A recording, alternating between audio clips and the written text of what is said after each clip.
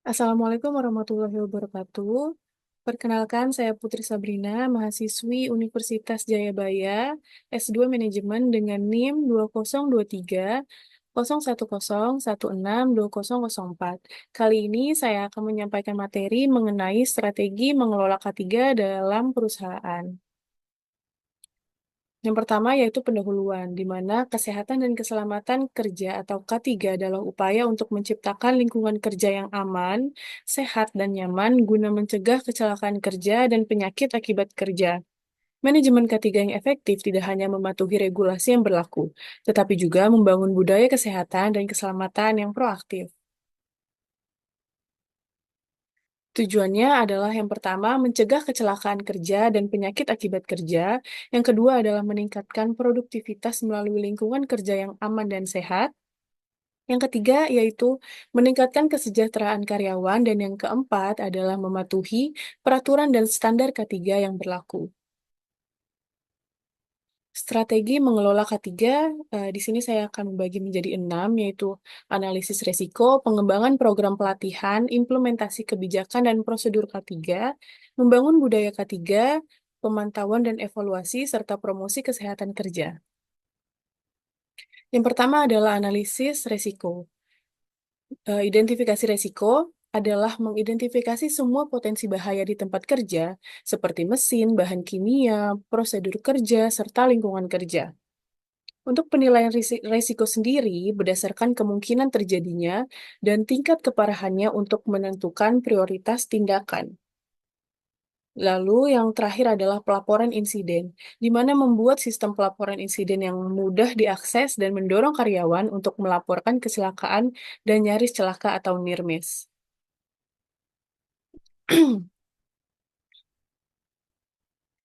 Yang kedua adalah pengembangan program pelatihan, yaitu pelatihan keselamatan, menyediakan pelatihan keselamatan kerja yang mencakup prosedur darurat, penggunaan APD, serta penanganan bahan berbahaya. Lalu ada pelatihan kesehatan, yaitu mengadakan pelatihan mengenai ergonomi, manajemen stres, dan kesehatan mental. Lalu ada simulasi dan latihan, yaitu mengadakan simulasi keadaan darurat dan latihan evakuasi secara berkala untuk memastikan kesiapan karyawan. Yang ketiga adalah implementasi kebijakan dan prosedur K3, yaitu kepatuhan regulasi, di mana memastikan kebijakan dan prosedur K3 mematuhi peraturan dan standar yang berlaku. Lalu ada prosedur kerja aman, di mana mengembangkan dan mengimplementasikan prosedur kerja yang aman untuk mengurangi resiko kecelakaan. Serta ada penggunaan APD, di mana memastikan ketersediaan dan penggunaan APD yang tepat oleh karyawan. Yang keempat adalah membangun budaya K3, di mana ada komitmen manajemen, memperoleh komitmen dari manajemen puncak untuk menjadikan K3 sebagai prioritas utama, lalu ada keterlibatan karyawan, di mana melibatkan karyawan dalam pengembangan dan pelaksanaan program K3, termasuk dalam komite K3, dan yang terakhir ada komunikasi efektif, yaitu untuk menerapkan komunikasi dua arah yang efektif mengenai isu-isu K3 melalui pertemuan rutin, bulletin board, dan media internal lainnya. Yang kelima adalah pemantauan dan evaluasi, yaitu ada audit internal, di mana melakukan audit K3 secara berkala untuk memastikan kepatuhan dan efektivitas program K3. Lalu ada indikator kinerja, yaitu mengidentifikasi dan memantau indikator kinerja K3 seperti tingkat kecelakaan kerja, insiden near miss, dan keluhan karyawan. Lalu yang terakhir ada feedback dan tindakan korektif, di mana mengumpulkan feedback dari karyawan dan melakukan tindakan korektif berdasarkan temuan audit dan feedback tersebut. Yang keenam ada promosi kesehatan kerja, di mana ada dua, yaitu program kesehatan dan kampanye kesadaran. Untuk program kesehatan sendiri, yaitu menyediakan program kesehatan seperti pemeriksaan kesehatan rutin, program kebugaran, dan layanan konseling. Untuk kampanye kesadaran sendiri, yaitu mengadakan kampanye kesadaran mengenai isu-isu kesehatan seperti manajemen stres, diet sehat, dan aktivitas fisik. Kesimpulan dari materi yang tadi saya sampaikan, yaitu mengelola K3 secara efektif memerlukan pendekatan holistik yang mencakup analisis risiko, pelatihan, kebijakan, dan prosedur, budaya organisasi, pemantauan, dan promosi kesehatan. Dengan strategi ini, perusahaan dapat menciptakan lingkungan kerja yang aman, sehat, dan produktif. Berikut ini adalah sebuah studi kasus terhadap strategi dalam mengelola K3 di perusahaan XYZ. Jadi, perusahaan XYZ adalah perusahaan manufaktur besar yang menghadapi masalah serius terkait kesehatan dan keselamatan kerja. Masalah utama yang dihadapi meliputi tingginya tingkat cedera di tempat kerja, meningkatnya keluhan stres kerja, dan ketidakpatuhan terhadap regulasi K3. Tantangan yang dihadapi oleh perusahaan XYZ yaitu tingginya tingkat cedera di tempat kerja. Banyaknya karyawan mengalami cedera fisik akibat kecelakaan kerja, terutama di area produksi. Yang kedua, keluhan stres kerja yang meningkat. Karyawan melaporkan tingkat stres yang tinggi akibat tekanan kerja, lingkungan kerja yang tidak kondusif, dan kurangnya dukungan manajemen. Yang ketiga, ketidakpatuhan terhadap regulasi K3. Perusahaan mendapat teguran dari regulator karena tidak memenuhi standar K3 yang berlaku. Untuk strategi penyelesaiannya dibagi menjadi 6. Yang pertama itu adalah analisis resiko, yang kedua pengembangan program pelatihan, yang ketiga implementasi kebijakan dan prosedur K3, yang keempat membangun budaya K3, yang kelima pemantauan dan evaluasi, dan yang keenam adalah promosi kesehatan kerja. Masuk yang pertama, yaitu analisis resiko. Pertama, kita harus mengidentifikasi dan penilaian resiko, yaitu melakukan inspeksi keselamatan menyeluruh di seluruh fasilitas perusahaan untuk mengidentifikasi potensi bahaya.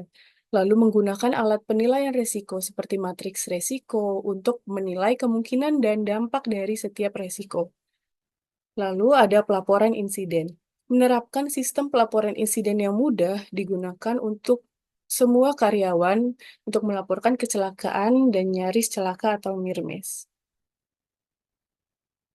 Lalu, yang kedua adalah pelatihan keselamatan dan pelatihan kesehatan, di mana menyediakan pelatihan wajib tentang prosedur keselamatan kerja hingga menggunakan APD dan tindakan darurat.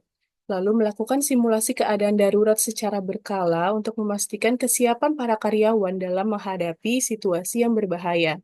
Selanjutnya adalah pelatihan kesehatan, di mana mengadakan pelatihan mengenai manajemen stres, teknik relaksasi, dan keseimbangan kerja dan hidup, atau biasa disebut dengan work-life balance.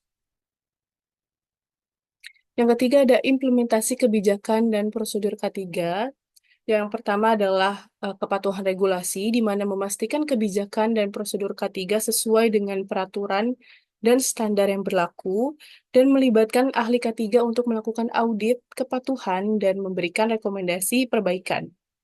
Lalu selanjutnya ada prosedur kerja aman, di mana mengembangkan prosedur kerja aman untuk setiap proses kerja yang beresiko tinggi dan memastikan ketersediaan dan penggunaan APD yang tepat oleh karyawan di setiap area kerja.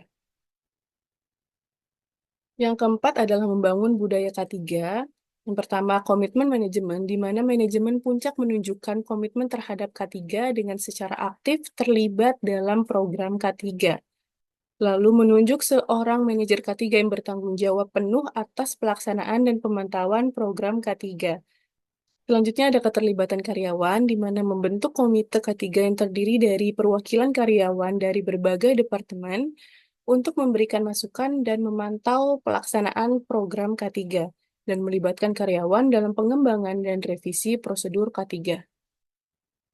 Yang kelima adalah pemantauan dan evaluasi, yaitu ada audit internal serta indikator kinerja. Pada audit internal, yaitu melakukan audit internal K3 secara berkala untuk memastikan kepatuhan dan efektivitas program K3. Selanjutnya adalah menyusun laporan audit yang mencakup temuan dan rekomendasi perbaikan. Dan yang kedua adalah indikator kinerja, yaitu mengidentifikasi dan memantau indikator kinerja K3 seperti tingkat kecelakaan kerja, insiden near-miss, dan keluhan karyawan, serta menetapkan target pengurangan kecelakaan dan peningkatan kepatuhan. Yang keenam adalah promosi kesehatan kerja, terdiri dari program kesehatan, yaitu menyediakan program kesehatan seperti pemeriksaan kesehatan rutin, program kebugaran, dan layanan konseling, serta mengadakan kampanye kesadaran mengenai isu-isu kesehatan seperti manajemen stres, diet sehat, dan aktivitas fisik. Dalam penyelesaian dari studi kasus tersebut, yang pertama adalah tindakan korelatif, di mana memperbaiki kondisi kerja yang berbahaya berdasarkan hasil analisis resiko dan audit internal. Selanjutnya, yaitu menerapkan rekomendasi dari ahli K3 dan memastikan kepatuhan terhadap regulasi tersebut. Yang kedua adalah pelatihan dan edukasi. Melakukan pelatihan ulang untuk karyawan mengenai prosedur keselamatan dan penggunaan APD. Selanjutnya, mengadakan workshop tentang manajemen stres dan teknik relaksasi untuk mengurangi stres. Yang ketiga adalah peningkatan komunikasi, yaitu meningkatkan komunikasi internal mengenai isu-isu K3 melalui pertemuan rutin, bulletin board, dan platform komunikasi internal lainnya.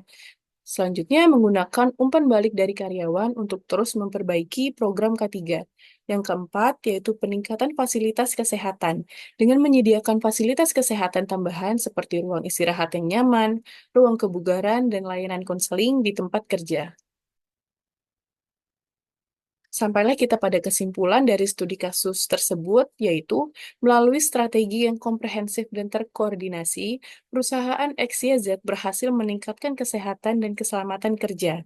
Tingkat cedera di tempat kerja menurun drastis, keluhan stres kerja berkurang, dan perusahaan berhasil mematuhi semua regulasi ketiga yang berlaku. Hal ini tidak hanya meningkatkan kesejahteraan karyawan, tetapi juga meningkatkan produktivitas dan reputasi karyawan.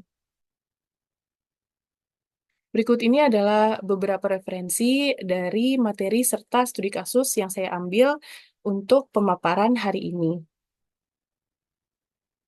Terima kasih.